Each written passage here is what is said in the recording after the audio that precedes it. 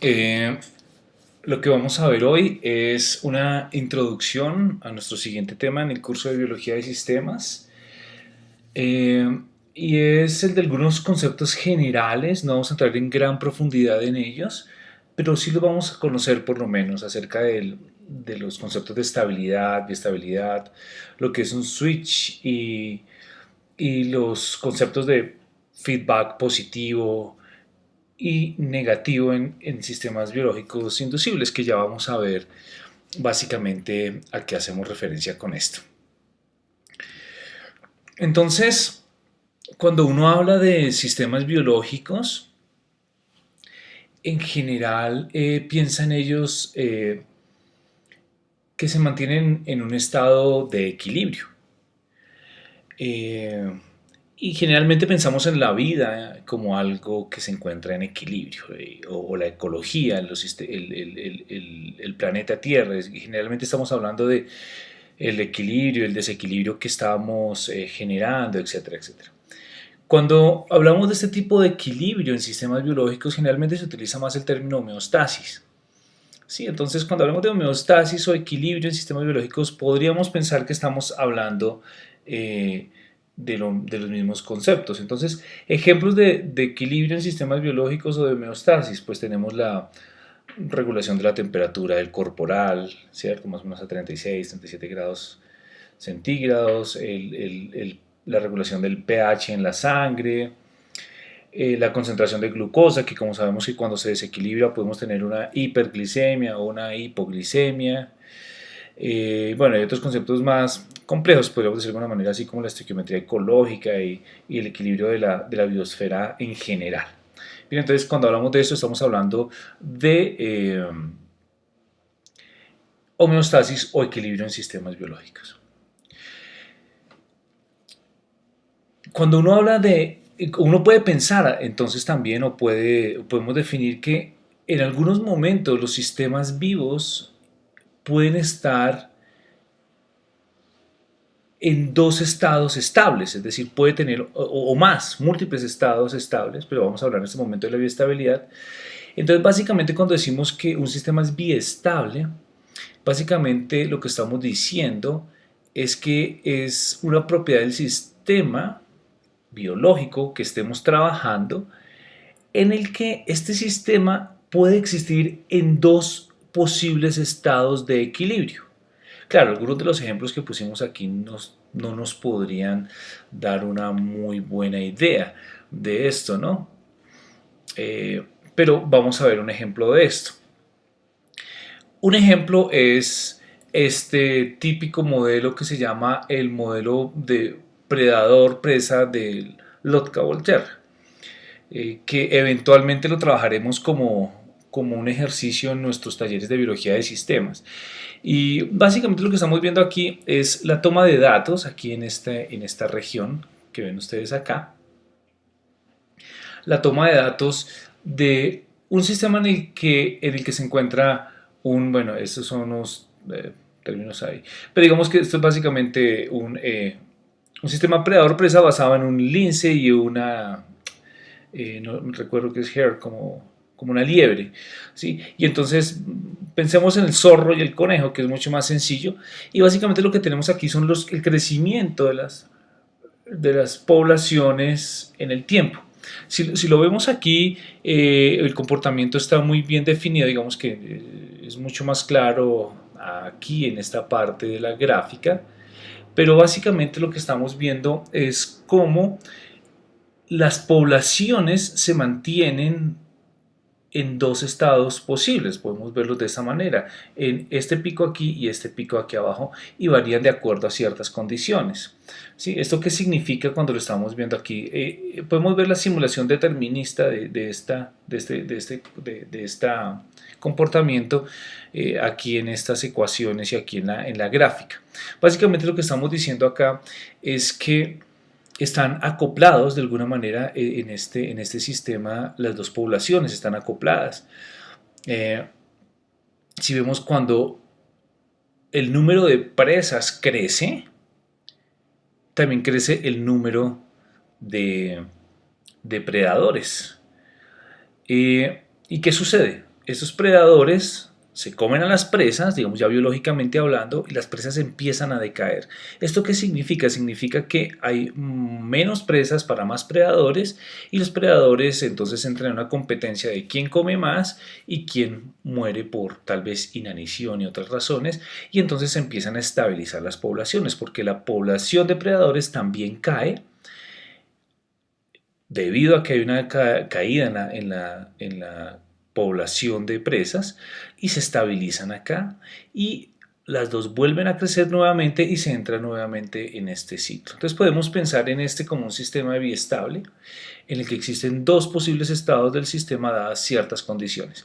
De nuevo, esto está dado aquí por estas ecuaciones bastante sencillas y que ya veremos con más detalle de cómo es que se las podemos modelar. Pero esto es básicamente para hablar del concepto de biestabilidad. Bien, ¿qué conocemos entonces como un switch biológico?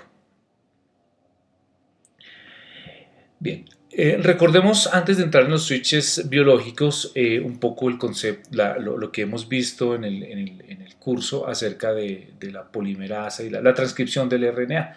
Entonces recuerden que tenemos la hebra de ADN, ¿cierto? Tenemos una RNA polimerasa que se pega a ese RNA y con base, digamos, con la presencia de unos NTP, ¿cierto? Los nucleótidos que están libres en el sistema, pues podemos ir creando la hebra de RNA con base en la hebra de DNA. Esto ya lo hemos visto en clase, RNA polimerasa y la síntesis del RNA.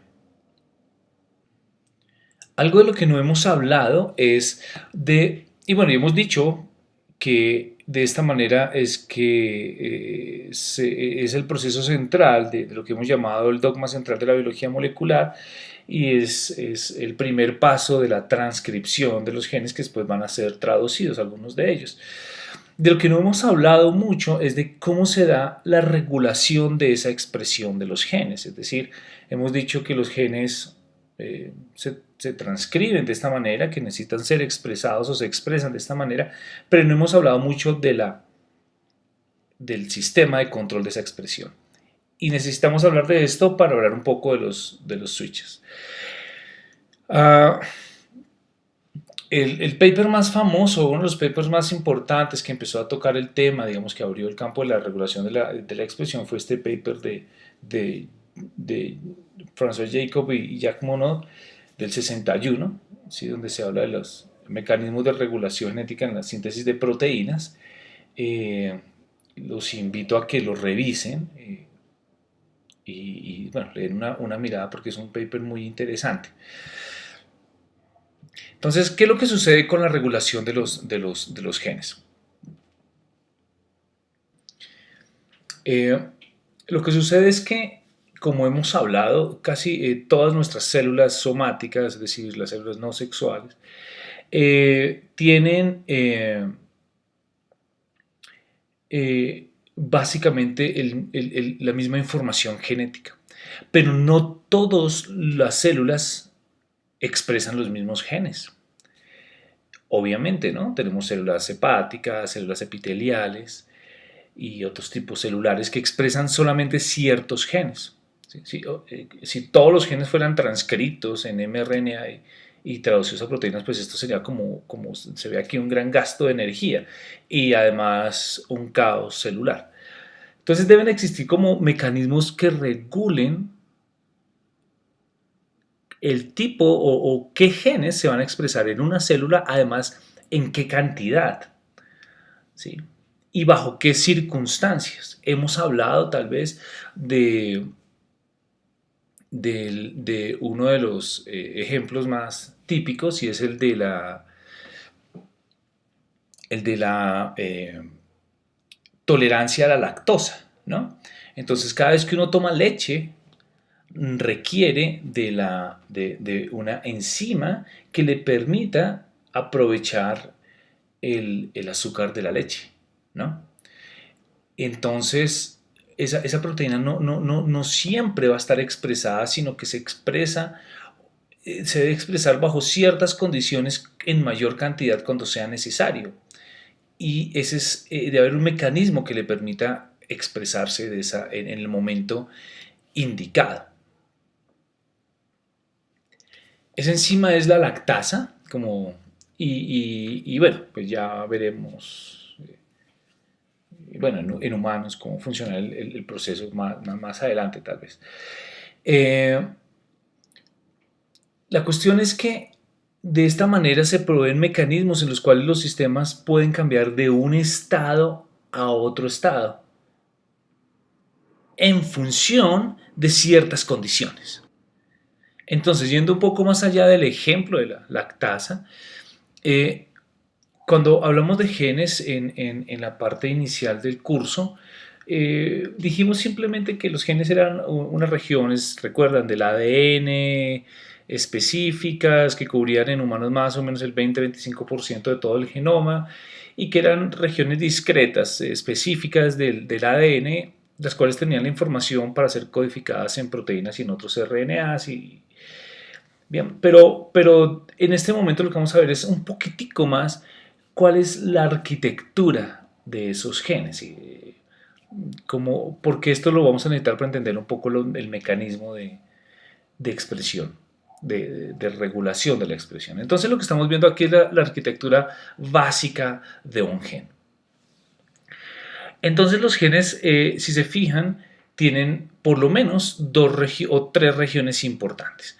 Una región que se llama la región promotora y una región de inicio o más bien dos regiones, digámoslo, ¿no? La región promotora y la región codificante, la cual consta de un codón de inicio y un codón de parada, como vimos hace tiempo en clase. ¿Sí? Entonces, inicialmente pensamos en un gen solamente como esta región, como el Open Reading Frame, la región codificante, pero ahora vamos a añadirle una nueva estructura, que es la región promotora. En realidad lo que sucede es, cuando vimos acá esta diapositiva, de la RNA polimerasa estaba como pegada en todo el sistema. Siendo un poco más precisos, la RNA polimerasa se pega a una región específica del gen antes del inicio de donde se codifica donde se tiene la información para el RNA específico.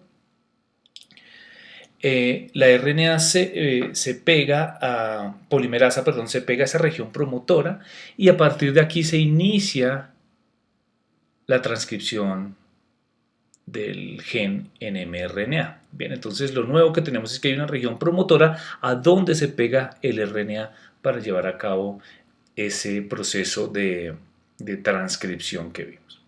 Este proceso de inicio de la traducción a través de un promotor puede ser un poco complejo, dependiendo del sistema biológico que estemos analizando.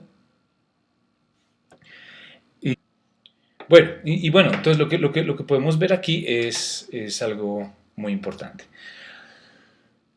Esta es la región, digamos, operadora que vimos ahora. Aquí está un poco la descripción y aquí empieza la transcripción. Lo que estamos viendo aquí en esta parte de la gráfica es cómo la RNA polimerasa se pega a esta región y se inicia la transcripción. Aquí está la transcripción abierta. Y fijémonos en algo. En este momento que está la RNA polimerasa aquí y se inicia la transcripción, hay una molécula. Este puede ser un mecanismo, ¿no? Estoy mostrándoles un ejemplo de cómo se podría regular la expresión de un gen. Hay una molécula que se llama un represor, que está inactivo. Pero en el sistema de golpe pueden entrar ciertas sustancias u otras moléculas que puedan activar el represor. ¿Qué significa?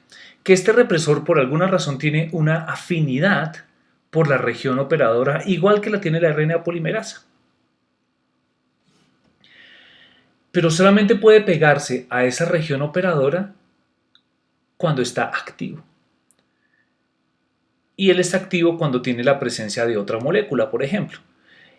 Cuando esa molécula se le pega al represor, él se activa. ¿Eso qué significa? Significa que él ya puede pegársele a la región operadora. ¿Y qué sucede si hay una molécula pegada a la región operadora donde se va a pegar la RNA polimerasa? Pues que la RNA polimerasa no se va a poder pegar porque ese puesto está ocupado. Es como si uno fuera al cine o a cualquier lado y se le sientan en la silla, pues uno no se puede sentar hasta que se levante alguien de ahí. Es lo mismo. Sí, entonces aquí no se puede pegar la polimerasa porque está el represor activo. ¿Y cómo fue activado? Porque hubo unas moléculas que lo activaron. ¿Esto qué significa? Significa que cuando estas moléculas no estén presentes, el represor se va porque ya no puede pegarse y la polimerasa podría pegarse. Claro, los mecanismos específicos de por qué un represor está inactivo si no tiene otra molécula, digamos que escapan un poco a la discusión que vamos a tener ahora, digamos de los cambios conformacionales del represor y los ejemplos específicos, pero por ahora podemos pensarlo de esa manera general. Este es un ejemplo de procesos un poco más complejos de regulación de la expresión. ¿Sí? Lo que estamos viendo aquí es que pueden existir, por ejemplo, distintos reguladores que a través de otra proteína mediadora puedan modificar la polimerasa y la manera en que se transcribe un gen, pero digamos que estos ya son sistemas biológicos mucho más complejos de la manera en que se pueden realizar esta regulación de la expresión. Un ejemplo típico en biología de el proceso de regulación de la expresión lo tenemos en el operón lactosa. Ese es un ejemplo que uno ve en biología siempre, digamos, en los primeros semestres de biología uno ve esto, y es un ejemplo bastante sencillo, pero que le permite a uno entender el concepto de la regulación de la expresión. Lo que estamos viendo aquí es una estructura génica, digamos, podemos llamarla así, que se denomina un operón. Un operón es básicamente una unidad genómica de ADN que contiene un grupo de genes. En este caso, miren, por ejemplo, acá tenemos el gen Z, Y y A. Pero estos genes, si se fijan, están siendo controlados por un único operón. Por un único promotor. A esto le llamamos un operón. En los ejemplos anteriores vimos, en nuestra definición acá, que un gen tenía un promotor. Los operones lo que tienen es que son varios genes que están siendo regulados por un promotor. Además de eso hay una región reguladora y una región operadora que vamos a ver en este momento. Entonces, más adelante, ya en unos segundos. Entonces, por ahora miremos un poco la estructura de este operón. Aquí tenemos los genes estructurales Z, Y y A. Cada uno codifica para una proteína específica. Esto es una transcetilasa, una permeasa y esto es una beta-galactosidasa.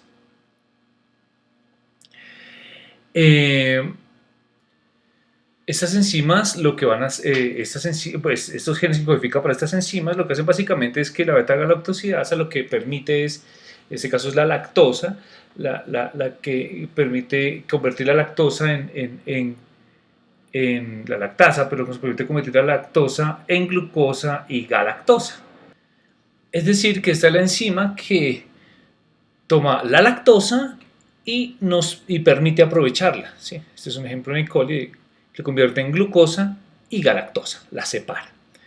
Este es otro gen que codifica para una permeasa, que lo que va a permitir es que la lactosa pase a través de la membrana y entre a la célula. Eso es lo que hace esta permeasa. Bueno, la transcetilasa, digamos que ahora no nos vamos a enfocar en ella. Y Estos, digamos, que son parte de los genes estructurales. Y lo que tenemos aquí es, entonces, ¿qué? Que por otra parte tenemos una región reguladora que codifica para un mRNA, que codifica para algo que se llama un represor. Igual que vimos aquí en nuestra diapositiva anterior, un represor. ¿Sí? Un represor que está inactivo, por ejemplo. Y lo que tenemos aquí es nuestra RNA polimerasa, que se va a unir a una región específica, que es la región operadora. Es decir, cuando la RNA polimerasa encaja acá, se inicia la codificación, la transcripción de estos genes estructurales. Entonces, ¿qué sucede cuando el operón lactosa está... el operón lactosa, perdón, tiene presencia de glucosa? A ver, de lo que estamos hablando aquí es de que tenemos una molécula, una bacteria, ¿sí?, que puede alimentarse tanto de glucosa como de lactosa, cualquiera de las dos. Entonces, obviamente, si la bacteria está en glucosa, pues no necesita los genes de operón lactosa funcionando. Entonces, ¿qué estará sucediendo? Lo que estará sucediendo es que cuando hay glucosa, el represor bloquea a la RNA polimerasa. La RNA polimerasa, por lo tanto, no puede unirse aquí porque el represor encaja en el operador y los genes no se pueden transcribir porque hay glucosa. Es decir, que es como si la glucosa activara a este represor. Eso es lo que permite hacer. Por otra parte, el operón lactosa, cuando no hay glucosa sino lactosa, pues pasa algo distinto. Lo que sucede es que la lactosa se une al represor y el represor entonces pierde su capacidad de unión al operador. Cuando pierde su capacidad de unión al operador, la polimerasa puede unirse a la región operadora e iniciar la traducción de los genes beta-galactosidasa, permeasa y transetilasa. Entonces, de esta manera, si se fijan, lo que estamos viendo es el sistema que tiene el operón lactosa para regular la expresión de los genes estructurales en presencia de lactosa o en presencia de glucosa. ¿Sí? Lo que tenemos es que naturalmente el represor está unido aquí en presencia de glucosa, pero cuando hay lactosa, esta se une, parte de ella, al represor y no permite la entrada al operador. Bien, en este momento lo que estamos viendo, o esta manera de operar o de inhibir la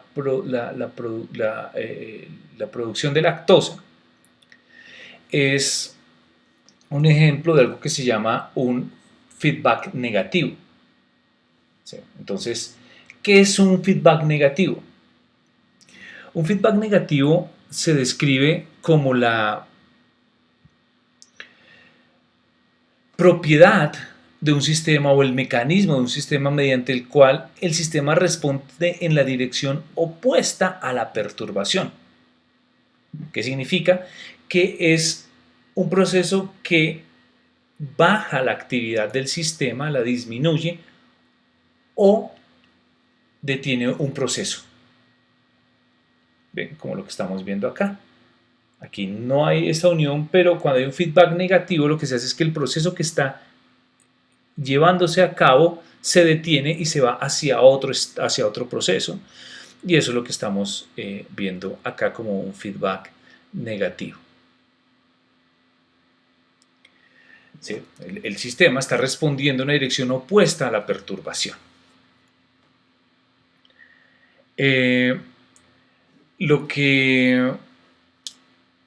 Bueno, para la próxima clase sería muy interesante si pudieran averiguar sobre cuál es el mecanismo de feedback positivo que tiene el operón lactosa. Ya les voy a dar un artículo para que puedan ver esta parte.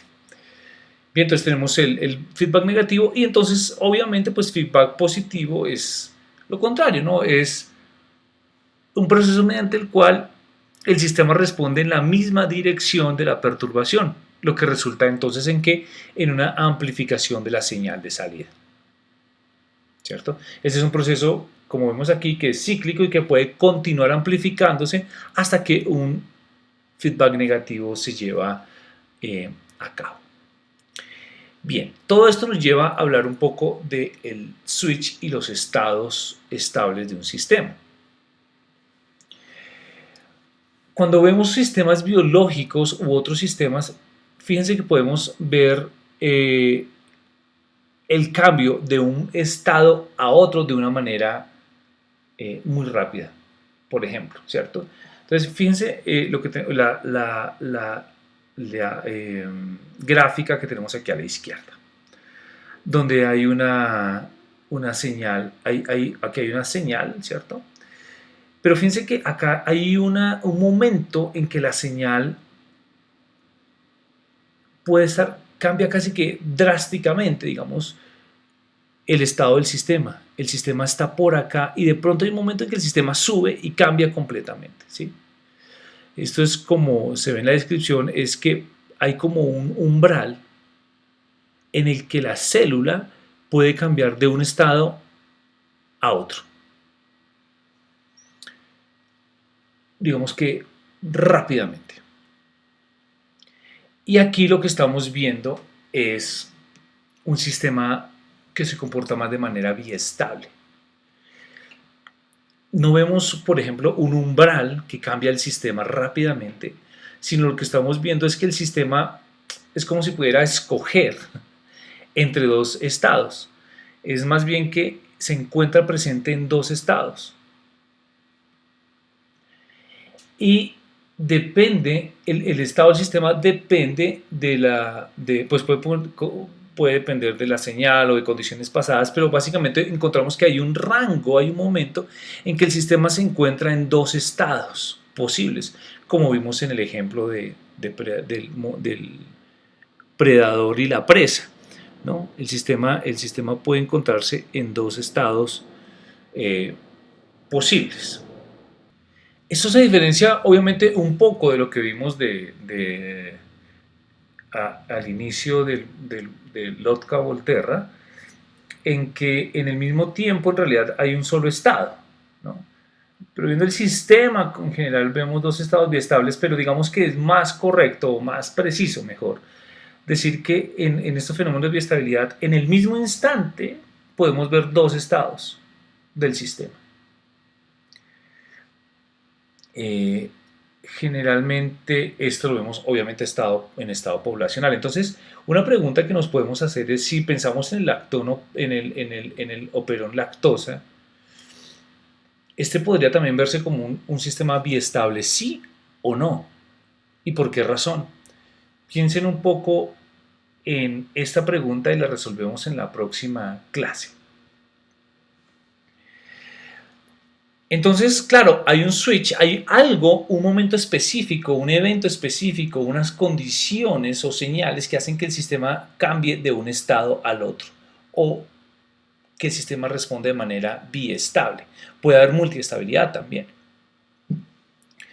Ese es un paper muy interesante que habla de multiestabilidad en la lactosa, en la utilización de lactosa en Escherichia coli. Este paper está en su Trello y es interesante también que le den una mirada para la próxima clase. Bueno, y lo vamos a discutir en el curso. Esto nos lleva a la segunda parte de esta charla,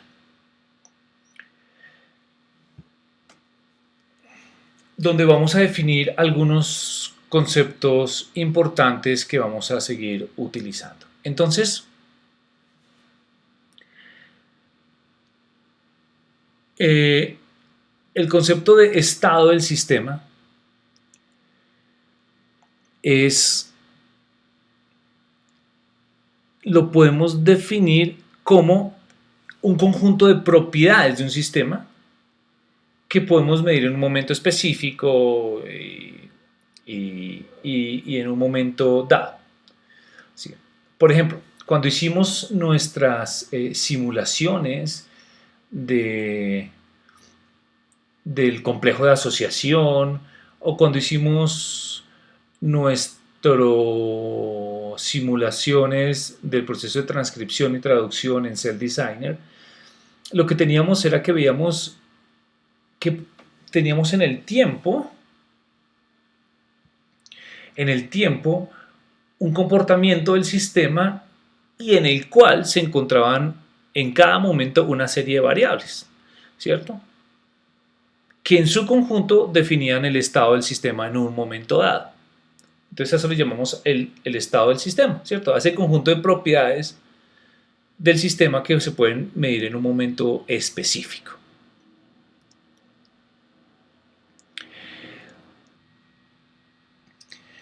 Bien, entonces,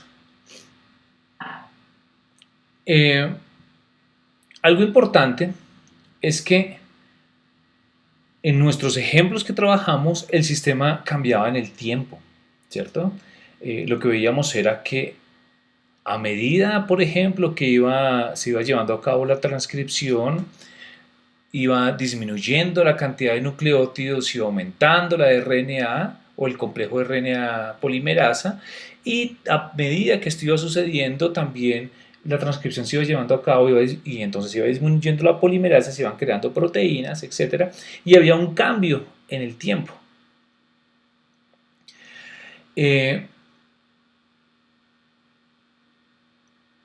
Cuando tenemos sistemas o estamos modelando sistemas biológicos u otros sistemas, pues estamos hablando en este momento de sistemas biológicos de este tipo en el cual el estado del sistema está siendo definido por unas variables, en este caso las que acabo de nombrarles, y sus valores en un tiempo t, y estas variables cambian en el tiempo, estamos definiendo el modelo como un modelo dinámico, es decir, hay variables que cambian en el tiempo y lo podemos denotar como de esta manera.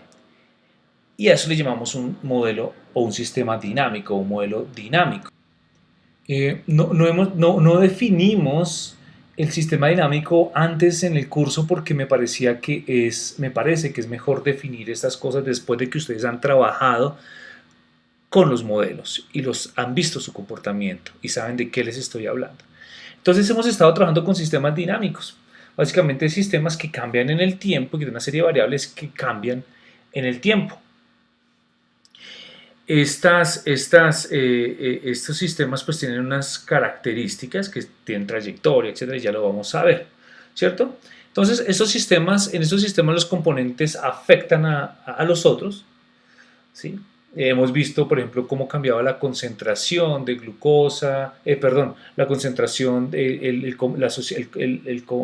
complejo asociado, cómo iba cambiando a medida que iban disminuyendo el DNA, por ejemplo, y cómo lo afectaba la tasa de degradación del RNA o la tasa de degradación de las proteínas. Entonces, ¿esto qué significa y por qué son importantes estos sistemas? Estos sistemas son importantes porque lo que estamos diciendo es que si tenemos unas variables en el momento t, lo que significa es que en el tiempo t más 1 o t2, como quieran llamarlo,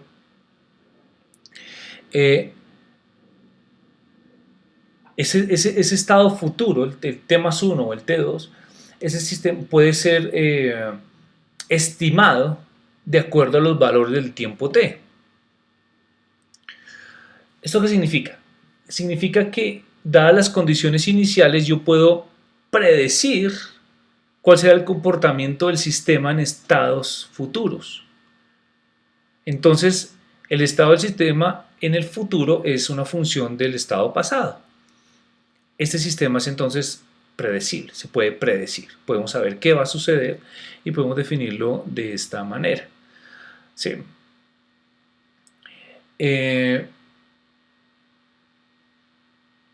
bueno, aquí tenemos obviamente, no vamos a entrar en los detalles de la función, ¿sí? Entonces aquí F básicamente lo que está diciendo es que esto representa nuestro conocimiento de cómo se relacionan los componentes unos con otros, ¿no? Aquí está el sistema en el tiempo 2, aquí está el sistema en el T1 que está definido por unos parámetros y donde T2 es mayor que T1 obviamente. Sí, pero básicamente lo que estamos diciendo es que dadas unas condiciones iniciales, el sistema va caminando en el tiempo y a medida que esas variables van cambiando en el tiempo de t a t más 1, pues esas condiciones de t1 van a definir un poco lo que va a ser el sistema en el tiempo t2, perdón, en el tiempo t3, etcétera, etcétera, etcétera. Para eso pues tenemos entonces parámetros, ¿sí?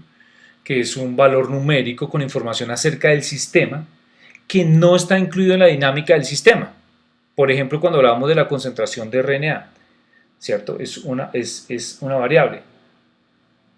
¿Sí?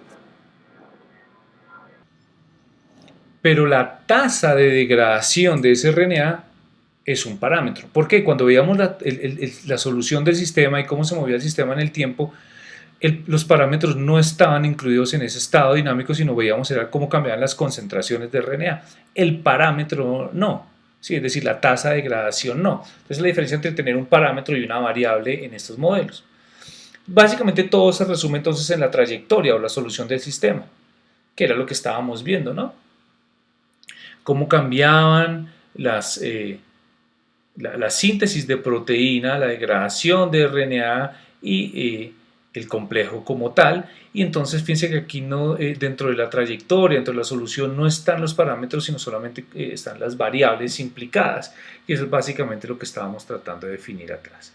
Entonces, en su conjunto, esto que estamos viendo aquí, lo que llamamos el comportamiento típico de un sistema dinámico, un sistema que cambia en el tiempo y en el cual, dadas unas condiciones iniciales podemos predecir el comportamiento del sistema en el futuro y cada step, cada paso del sistema en el tiempo pues está determinado, digamos de alguna manera, o puede ser por el estado pasado, por las condiciones del estado pasado. Esto es importante tenerlo muy claro porque vamos a tener otros tipos de modelos también y son los modelos que vamos a trabajar más adelante y son modelos que llamamos modelos en estado estacionario. Son sistemas biológicos en los que la solución es constante, no de esta manera, sino que es constante y no cambia en el tiempo. Y todas las variables de estado son constantes a pesar de que en el sistema hay flujo.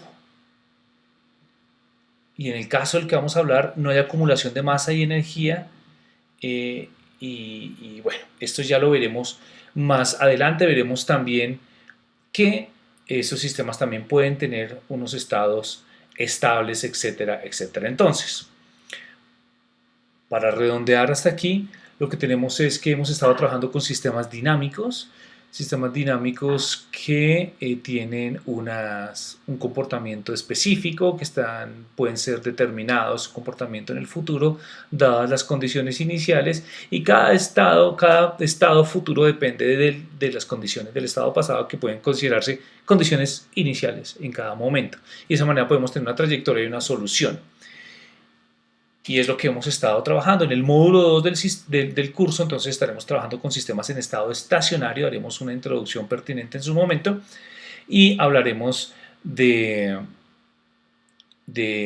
bueno, de las consideraciones que vamos a tener aquí en esos sistemas en estado estable o estacionario, en las que las constantes nuevamente no cambian en el tiempo, perdón, las variables de estado no cambian en el tiempo y la solución es constante, a pesar de que hay flujo en el sistema. Y entonces esto lo vamos a trabajar con redes metabólicas. Bien, entonces creo que hasta aquí está bien. Por favor, no olviden darle una mirada al artículo de multiestabilidad en el operón lactosa y por favor pensar un poco en la pregunta que les hice de si este sistema del operón lactosa es o no biestable. Creo que ya nos da un poco la respuesta en el sistema y por qué razón puede ser biestable, ¿cierto? Y ver mecanismo de feedback positivo de este operón. Entonces, eso es todo por ahora y nos vemos entonces en la próxima clase. Gracias por su tiempo.